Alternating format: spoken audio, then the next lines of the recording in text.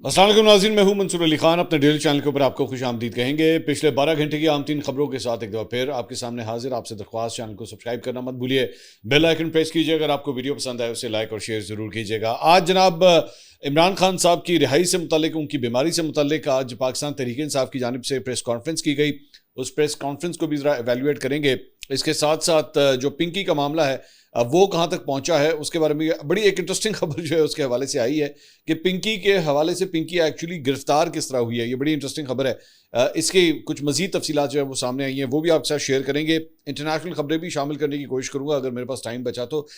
लेकिन उससे पहले जो अहम खबरें हैं ज़रा वो पहले डिस्कस कर लें, और वो ये है कि जनाब वफाकी हुकूमत ने ईद उल अजहा की जो तातीलात हैं उसका ऐलान कर दिया है। 26, 27 और 28 मई को जो है ये तातीलात होंगी, और इसका बाकायदा जो है वो नोटिफिकेशन भी जो है वो जारी कर दिया गया है। दूसरा, पाकिस्तान की क्रिकेट के हवाले से ज़रा बात करना चाहूँगा। सबसे पहले बांग्लादेश ने सिलहट टेस्ट में 78 रन से जनाब पाकिस्तान को शिकस्त दे दी, और यही एक्सपेक्टेड था। जो कल खेल का जब अख्ताम हुआ था तो उस वक्त ही ये लग रहा था कि जनाब पाकिस्तान की पोजीशन जो है वो काफ़ी ख़राब है, और सिर्फ मोहम्मद रिजवान वहाँ पे खड़े हुए थे जो कोई रेजिस्टेंस दे सकते थे। लेकिन फिर अल्टीमेटली पाकिस्तान की 3 विकेट जो है वो गिर गई, और 5वें दिन पाकिस्तानी टीम जो है 437 रन का जो टोटल था उसका ताक़ुब करने के लिए 359 रन बनाकर जो है वो आउट हो गई, और इस तरह कौमी टीम जो है वो 78 रन से ये दूसरा टेस्ट मैच हार गई, और पाकिस्तान को जो है वो वाइट वॉश कर दिया गया। मुसलसल पाकिस्तान की शिकस्त का सिलसिला टेस्ट सीरीज के अंदर जो है वो जारी है। बांग्लादेश ने इससे पहले भी पाकिस्तान को जो है वो टेस्ट मैचेस में शिकस्त दी थी। पाकिस्तान टीम के कप्तान शान मसूद के ऊपर बड़ी सवेर किस्म की क्रिटिसिज्म इस वक्त सोशल मीडिया के ऊपर हो रही है कि ठीक है जी, वो अंग्रेजी बहुत अच्छी बोल लेते हैं, ठीक है, बड़े he is a nice guy, लेकिन नाइस गाय और अंग्रेजी अच्छी बोल लेने से जो है जारी बात है एंड ऑफ द डे आपने रिजल्ट शीट देखनी है कि रिजल्ट शीट आपको जो है वो क्या कुछ देती है। उन्होंने मीडिया से गुफ्तगू करते हुए कहा, जी शिकस्त से मैं और टीम भी दिल बर्दाश्ता है, फैसले जज्बात में आकर नहीं कर रहे हैं। टेस्ट क्रिकेट में जो गलतियां हैं उन्हें बेहतर करने की ज़रूरत है। प्रेस कॉन्फ्रेंस करते हुए उन्होंने कहा कि तब्दीली से ज़्यादा टेस्ट क्रिकेट में बेहतरी के लिए सोचना चाहिए। क्रिकेट तब्दीलियों से ऊपर नहीं जाती। शिकस्त पर बैटिंग, बॉलिंग और फील्डिंग को जिम्मेदार नहीं कहूँगा। उन्होंने कहा, मेरी नीयत साफ है, कुछ चीज़ें हैं क्रिकेट बोर्ड से बैठकर बात करनी होगी, चैलेंज कबूल करना चाहिए। कप्तानी की जिम्मेदारी पाकिस्तान टेस्ट क्रिकेट में बेहतरी के लिए थी। कप्तानी का फैसला हमेशा से क्रिकेट बोर्ड का होता है। वैसे आई एम सॉरी, लेकिन मेरे ख्याल में शान मसूद साहब को जितना को टाइम दे दिया गया है, मेरा नहीं ख्याल, मैं नहीं समझता कम से कम कि उनके पास अब ये कप्तानी जो है वो रहनी चाहिए। He has not been able to impress me frankly speaking. मैं आपकी अंग्रेजी का मैं क्या करूं भाई, अगर आपने टेस्ट ही नहीं पाकिस्तान के लिए जीतना और बांग्लादेश से जो है वो आप हार के आ रहे हैं। ये वही बांग्लादेश था कि जब एक ज़माना था कि जब पाकिस्तान जो है उनके खिलाफ मैदान में उतरता था तो लोग कहते थे कि यार मैच तो साढ़े गया, मतलब ये इसमें इतनी लोग मतलब मैच देखते नहीं थे। फ्रैंकली स्पीकिंग मतलब ये सूरत हाल थी कि वो कहते थे बड़ा बोरिंग मैच है, वन साइडेड मैच है, पाकिस्तान बड़े आराम से बांग्लादेश को हरा लेगा। आज ये सूरत हाल है कि जनाब टेस्ट के अंदर जो है आप उनसे वाइट वॉश होके आ रहे हैं। ठीक है, ये हाल है आपका। एनीवेज, अब जरा क्रिकेट के मैदान से जरा सियासत की तरफ चलते हैं, और कल रात को जो डेवलपमेंट्स हुई अडियाला के बाहर, वहाँ पे 26 नंबर चुंगी के ऊपर जो कुछ हुआ, और जिस तरह पाकिस्तान तहरीक इंसाफ के रहनुमाओं को जो है वहाँ पे रोका गया था, और उसके बाद जो बदनज़मी हुई पुलिस वालों के साथ, जो तू तकरार हुई, उसके बाद ये बताया गया था कि जनाब पाकिस्तान तहरीक इंसाफ जो है वो आज एक प्रेस कॉन्फ्रेंस करने जा रही है। और उसके बाद आज इमरान खान साहब की बहनें वज़ीर आला खैबर पख्तूनख्वा सुहेल आफरीदी और सलमान अकरम राजा जो सेक्रेटरी जनरल हैं PTI के, उन सब ने मिल के जो है वो एक प्रेस कॉन्फ्रेंस की आज वहाँ पे। तफसील से फ्रैंकली स्पीकिंग उसमें कोई नई बात नहीं थी। बेसिकली जो कुछ कल रात को हुआ था उसी को जो है वो ज़्यादातर डिस्कस किया गया। अलीमा खान साहबा की गुफ्तगू के अंदर मुझे कोई नया सब्सटेंस नज़र नहीं आया। वही सारी गुफ्तगू थी कि जी इमरान खान साहब का इलाज होना चाहिए, और मतलब मैं ये नहीं कह रहा कि वो जो कुछ कह रही हैं वो गलत कह रही हैं, शी इज़ अ सिस्टर, और जो बात कह रही हैं वो बिल्कुल सही कह रही हैं कि वाकई इमरान खान साहब का इलाज जो है वो उनकी मर्ज़ी के मुताबिक होना चाहिए। उनसे उनकी मुलाकातें बहनों के साथ जो है वो दोबारा एक्टिवेट होनी चाहिए। वो सारी बातें थी, मैं दोबारा बातों को रिपीट कर करके जो है, because she says the same things again and again. लेकिन 2-4 चीज़ें बड़ी इंपॉर्टेंट मैंने उसके अंदर नोट की। एक तो दोबारा जो है अलीमा खान साहबा ने गुफ्तगू करते हुए जो है वो बांग्लादेश का जिक्र किया। एक दफ़ा जो है उन्होंने बांग्लादेश का जिक्र किया। अब आप जानते हैं कि बांग्लादेश के बारे में जब आप इस तरह बात करते हैं, वैसे तो मैं बांग्लादेश के क्रिकेट के हवाले से भी बात कर रहा था, लेकिन जब बेसिकली आप सानिया ढाका के हवाले से जब गुफ्तगू करते हैं तो फिर जाहिर बात है कि ये पाकिस्तान की जो आप समझ लीजिए कि जो हुक्मरान है या पाकिस्तान की जो स्टेट है, ये उसका एक नर्व पॉइंट है, और उस नर्व पॉइंट को आप जब दबाने की कोशिश करते हैं तो फिर उसके बाद तकलीफ होती है। और उसके बाद एक सुबाइयत का जो आंसर इसके अंदर बार बार जो है वो लाया जा रहा है, मतलब सुहेल आफरीदी साहब अपने आप को ये जो प्रेजेंट कर रहे हैं बार बार कि मैं वज़ीर आला खैबर पख्तूनख्वा हूँ, मैं मुझे जो है वहाँ पे रोका गया, मेरा जो है वो चावल बंद कर दिया गया है, मेरा जो है वो मुझे आटा नहीं दिया जा रहा। आप बेसिकली इस पॉलिटिकल स्ट्रगल को जो है वो एक सुबाइयत का रंग रूप देने की जो कोशिश कर रहे हैं, ये बहुत खतरनाक बात है। बेसिकली सुहेल आफरीदी वहां पे एक वजीर आला खैबर पख्तूनख्वा के तौर पे नहीं गया, वो पाकिस्तान तहरीक इंसाफ के कारकुन के तौर पे वहां पे गया था। You have to remember this, ये दो मुख्तलिफ चीजें हैं।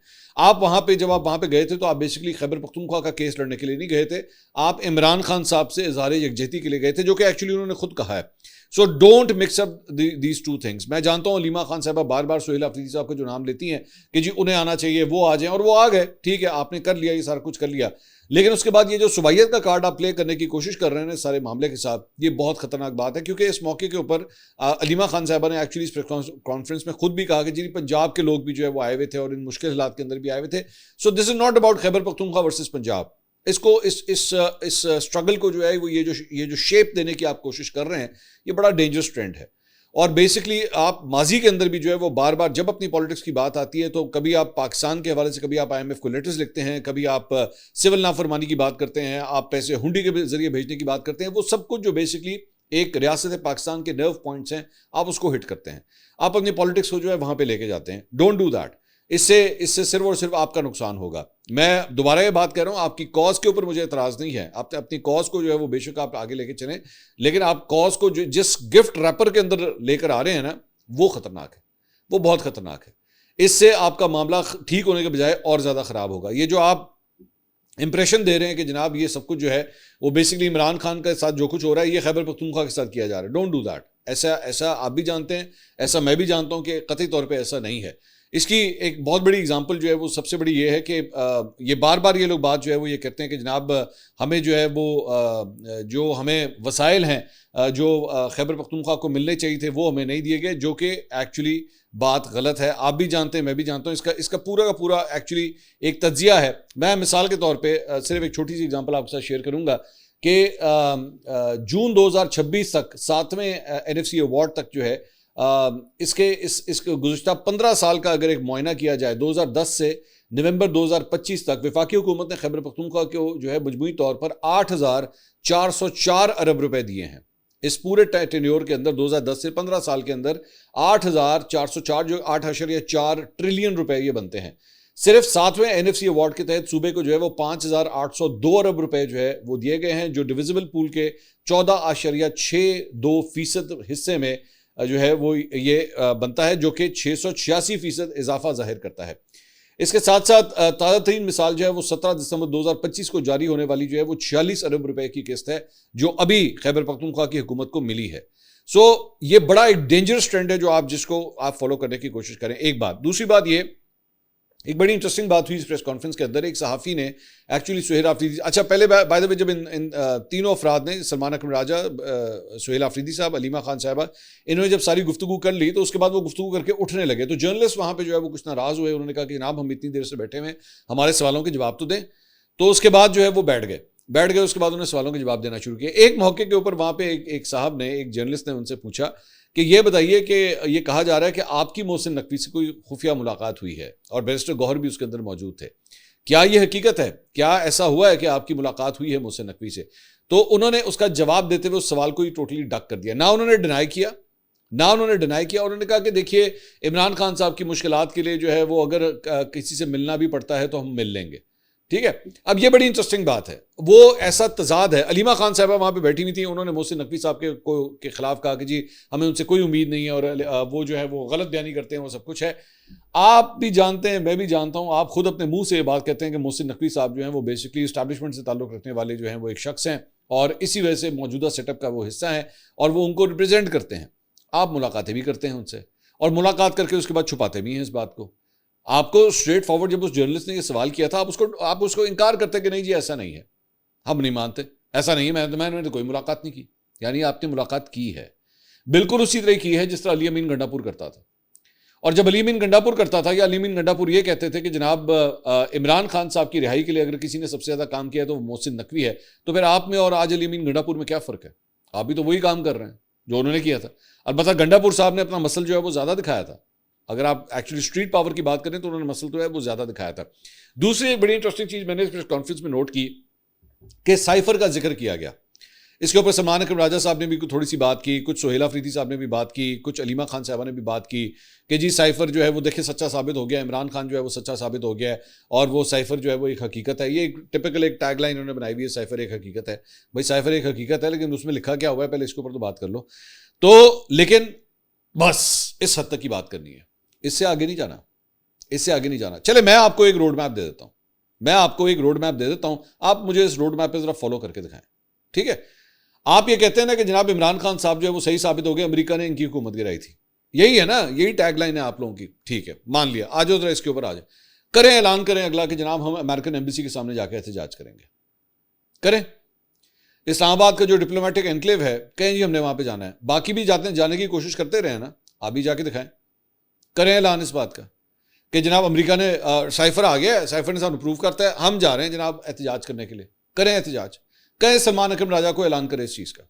चलें सारी बात छोड़ दें, आप नहीं कर सकते, डिप्लोमेटिक एनक्लेव है, यहां पे जुल्म सितम होता है, बिल्कुल ठीक है। और जो बाहर बैठे ना अमेरिका, उनको ठीक है, जो बाइडन की गवर्नमेंट थी ना, जो बाइडन ने आपकी हुकूमत गिराई थी, जाए जो बाइडन के घर के बाहर जाके एहतजाज करें। अब तो वहां पे वैसी उसके मुखालिफ की हुकूमत है ना, यानी रिपब्लिकन की गवर्नमेंट है, डोनाल्ड ट्रंप की गवर्नमेंट है, आप जाएं जाके जो बाइडन के घर के बाहर जाके एहतजाज करें।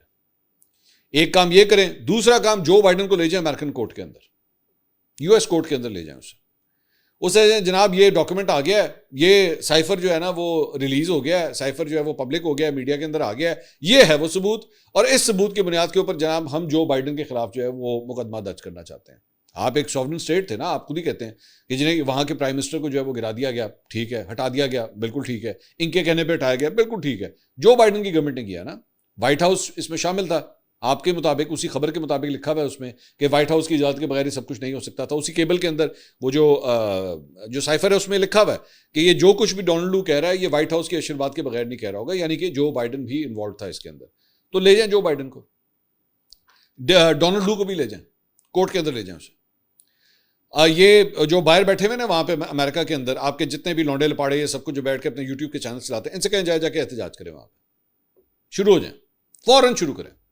वरना अगर आपने ये सब कुछ ना किया ना तो फिर उसके बाद ये सारी की सारी सिर्फ रंगबाजी है और कुछ नहीं है। मैं डे वन से कहता हूं ये रंगबाजी हैं, ये सिर्फ रंगबाजियां तब भी थी, ये रंगबाजियां अब भी हैं, और ये रंगबाजियां इसी तरह चलती रहेंगी। आप अपने लोगों को सिर्फ बेवकूफ बनाते रहेंगे। आज इस प्रेस कॉन्फ्रेंस के अंदर भी जो है साइफर साइफर साइफर 3-4 दफा साइफर का लफ्ज जो है ना वो डाल दो।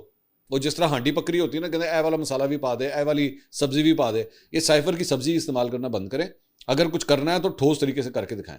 आपको भी पता है, मुझे भी पता है, इस केस को जैसे आप कोर्ट के अंदर लेके जाएंगे ना, साइफर क्यों करके पेश करेंगे, अगले ने उठा के बाहर फेंकना है कि seriously you are actually claiming this. इस डॉक्यूमेंट के ऊपर आप क्लेम कर रहे हैं कि जनाब आपकी गवर्नमेंट गिरा दी गई है। सो लोगों को बेवकूफ बनाना बंद करें। हाँ, असल पॉलिटिक्स करें, अगर आपने करनी है उसके ऊपर बात करें। इमरान खान साहब को उनकी सेहत के हवाले से जो आपके कंसर्न है उसके ऊपर बात करें। बाकी ये साइफर जो है ना, इसके ऊपर खेलना बंद करें। आपको भी पता है, मुझे भी पता है, इसके अंदर कुछ नहीं है। आगे चलते हैं। इसके अलावा जनाब तहरीक तहफ़्फ़ुज़ आईन पाकिस्तान ने जनाब जुम्मा 22 मई को जो है मुल्क गिर एहतजाज करने का ऐलान किया। फ्लॉप हो जाएगा, अभी से बता रहा हूँ आपको मैं, ठीक है। ये मैं आपको अभी से प्रेडिक्ट कर रहा हूँ। आज क्या दिन है? आज बुध का दिन है। परसों ये एहतजाज करने जा रहे हैं, ठीक है। मुल्क गिर एहतजाज फ्लॉप हो जाएगा, अभी से बता रहा हूँ आपको। ये भी मेरी बात, अभी से प्रेडिक्शन लिख लीजिएगा, देख लीजिएगा कैसे फ्लॉप होता है। लेकिन उसके बाद आप देखिएगा कि रात को जब वीलॉग्स आएंगे ना, तो लौंडे लपाड़ों ने कहना कमाल कर दिया है, कमाल कर दिया, जम्बे गफीर बाहर आ गया। देख लेना, ये फिर एक ट्रक की बत्ती है, ये फिर रंगबाजी है, ये फिर 2 नंबरी करेंगे, देख लीजिएगा। उसके बाद एक और खबर इमरान खान साहब के लिए जो बुरी खबर है, वो जनाब उनके वकील बैरिस्टर सलमान सफदर जो हैं वो भी आंख की बीमारी का शिकार हो गए हैं और बैरून मुल्क मुआयने के लिए अपीलों की फौरी पैरवी से मजबूरी जाहिर उन्होंने कर दी है कि जी उन्होंने वहाँ पर ट्रैवल करना है। सलमान अकरम राजा ने सलमान सफदर की तरफ से दरख्वास्त पेश की है। उनका कहना है कि सलमान सफदर को आंख की बीमारी का सामना है। I hope he gets well soon. अच्छा जी, इसके अलावा चीफ जस्टिस सहाफ़ी हैं एहतशाम कियानी, उन्होंने ट्वीट किया, चीफ जस्टिस याह्या अफरीदी से सलमान अकरम राजा की मुलाकात हुई है। इमरान खान के मुकदमात समात के लिए मुकर्रर न किए जाने का मामला उठाया। सलमान अकरम राजा के मुताबिक चीफ जस्टिस याह्या अफरीदी ने मुकदमात ईद की छुट्टियों के बाद समात के लिए मुकर्रर करने की यकीन दहानी करवा दी है। इसके साथ साथ जनाब PP 83 के ज़िमनी इंतखाब में मुस्लिम लीग नून के नाम से उम्मीदवार सरदार जफर अब्बास बलोच जो हैं गैर सरकारी तौर पर बिला मुकाबला जो है वहाँ पर मुंतखब हो चुके हैं। मेरे ख्याल में PTI जो है उन्होंने अपनी ये पॉलिसी बनाई हुई है कि पंजाब के हद तक जो है वो कम से कम ज़िमनी इलेक्शंस के अंदर जो है वो हिस्सा नहीं लेंगे, और इसी बुनियाद के ऊपर ये जो है किसी और जमात ने भी उनके खिलाफ अपना कैंडिडेट जो है वो खड़ा नहीं किया। अब आ जाए ज़रा पिंकी का मामला। पिंकी का मामला जनाब पहुंच गया है कौमी असम्बली के अंदर। वैसे पहले भी डिस्कस हुआ था, अब और भी ज़्यादा डिस्कस हुआ है। कौमी असम्बली की कायमा कमेटी बराए दाखिला के इजलास में जो है वो राजा परवेज़ अशरफ जो है वो कमेटी के सामने पेश हुए। तो अपने बयान में उन्होंने कहा कि उनका नाम बेसिकली पिंकी ने जो है वो जब उसको पेश किया गया था तो उसने राजा परवेज़ अशरफ के बारे में कहा था। अब इसके ऊपर बेसिकली मैं राजा परवेज़ अशरफ साहब के ऊपर बाद में आता हूँ, लेकिन पहले ज़रा पिंकी के वकील लियाकत गबोल हैं, उन्होंने कहा है कि जी पिंकी के खिलाफ दर्ज 13 मुकदमात में वो उनके वकील हैं। आखिरी समात सिक्योरिटी वजूहात की बिना पर जुडिशल कॉम्प्लेक्स में हुई, जहाँ इब्तिदा में सहाफ़ियों को पुलिस की जानिब से दाखिले की इजाज़त नहीं दी जा रही थी, तमाम बाद में मीडिया को अंदर जाने दिया गया। पिंकी ने दौरान मुलाकात बताया, अब ये उनके वकील कह रहे हैं कि पिंकी ने दौरान मुलाकात बताया कि उनसे साबिक वज़ीर आज़म राजा परवेज़ अशरफ से मुतल्लिक वीडियोज़ बनवाई गई, जबकि अदाकार मुनीब भट्ट के हवाले से भी वीडियोज़ रिकॉर्ड करवाई गई। उनके मुताबिक पिंकी का कहना था कि तमाम वीडियोज़ जाली हैं और वो इन शख्सियात को ना तो जानती हैं और ना ही किसी को मुलविस करना चाहती हैं। उन्होंने अपनी वायरल ऑडियो से भी लाताल्लुकी जाहिर की और मौक़िफ़ अपनाया कि ये सब उनसे ज़बरदस्ती रिकॉर्ड करवाया गया है। कत्ल का मुकदमा इंतहाई कमज़ोर है और सिर्फ एक डिबिया की बुनियाद पर किसी पर कत्ल का इल्ज़ाम आयद नहीं किया जा सकता। पुराने मुकदमात के हवाले से उनका कहना था कि किसी शख्स ने अनमोल का नाम लिया तो उन्हें मफरूर करार दे दिया गया, हालांकि ना कोई रिकवरी हुई और ना ही मौके से गिरफ्तारी अमल में आई। पिंकी का मौक़िफ़ है कि उनके साबिक शौहर की माँ पर उन्हें मुकदमात में फंसाया जा रहा है। उनका ये कहना है कि जनाब मेरे साथ जो है वो ये सारी ज़्यादती हो रही है और मुझे जो है वो विक्टिम बनाया जा रहा है। मैं तो इस किस्म की खातून ही नहीं हूँ, मेरा तो कोकेन के साथ लेना देना नहीं है। तो मतलब सारी चीज़ें, इसकी वीडियो है जिसके अंदर बेसिकली उस फ्लैट के अंदर मौजूद है जहाँ से कोकेन बरामद हो रही है, पिस्तौल निकल रहे हैं वहाँ से, नाम अपना हर जगह इस्तेमाल कर रही है। और उसके बाद जो पहले दिन की जो चाल थी उस चाल में और अब की चाल में ज़मीन आसमान का फ़र्क आ चुका है। ये वाली वो जो चाल ये जो आप स्क्रीन पर देख रहे हैं, इस चाल में और उसके बाद में जब ये आती है सारा दुपट्टा छुपट्टा लेके, ज़मीन आसमान का फ़र्क आ चुका है। हालात बदल गए हैं, जज्बात बदल गए हैं, सब कुछ जो है वो तब्दील हो चुका है। तो ये वक्त की बात होती है। मैं चलें इसी तरह कह लेता हूँ कि जनाब आप कह लें कि पिंकी का शायद सॉफ्टवेयर अपडेट हो गया था कि जिसकी वजह से सब कुछ हुआ, लेकिन जाहिर बात है वकीलों ने जो है अपना केस बिल्ड करना होता है। उधर राजा परवेज़ अशरफ साहब ये कह रहे हैं कि जनाब मुझे बहुत से लोगों की इस मामले के ऊपर कॉल्स आई कि जी पिंकी ने जो है वो आपका नाम लिया है। तो उन्होंने कहा कि पिंकी ने बताया कि उस पर तशद्दुद किया जा रहा है कि राजा परवेज़ अशरफ का नाम लो। हैरान हूँ, आगे कहते हैं हैरान हूँ कि सिंध में हमारी हुकूमत है, वहाँ ऐसा कोई काम क्यों करेगा। बिल्कुल ही इज़ राइट एक्चुअली कि भाई वहाँ पे तो वाकई पाकिस्तान पीपल्स पार्टी की गवर्नमेंट है, वहाँ पे कोई जो है वो आपका नाम क्यों वहाँ पे लेगा। मैं बार बार यही समझता हूँ कि ये पिंकी जो है वो गैलरी के लिए खेल रही है। पहले इसने बनी गाला वाला शोशा छोड़ा, अब इसने राजा परवेज़ अशरफ वाला शोशा छोड़ा।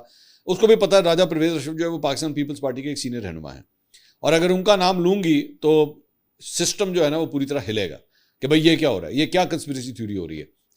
अभी जो है वो बातें बहुत है। एक जगह आप जो है वो आपको मतलब आपका तो ताल्लुक ही कोई नहीं इन चीज़ों के साथ, तो फिर राजा परवेज़ अशरफ का नाम कहाँ से आ गया और मुनीब भट्ट का नाम कहाँ से आ गया, ये नाम खुद ब खुद ही आ गए। मतलब इतने अदाकार हैं पूरे पाकिस्तान में, किसी का नाम जो है वो आपको लेने का नहीं कहा जा रहा, आपने खुद ही बैठ के सोच लिया कि जनाब ये नाम मुझे कहे जा रहे हैं। आगे अभी चलते जाइए, ये मामला जो है अभी आगे मजीद अभी चलेगा। अच्छा जी, एक और बड़ी इंटरेस्टिंग बात यह है कि इसकी जो गिरफ्तारी हुई है, इस सिलसिले में एक बड़ी इंटरेस्टिंग खबर सामने आई कि इसमें एक अहम किरदार अदा करने वाले कांस्टेबल की बड़ी सज़ा माफ़ कर दी गई और उसकी बहाली जो है वो मुतवक्के है।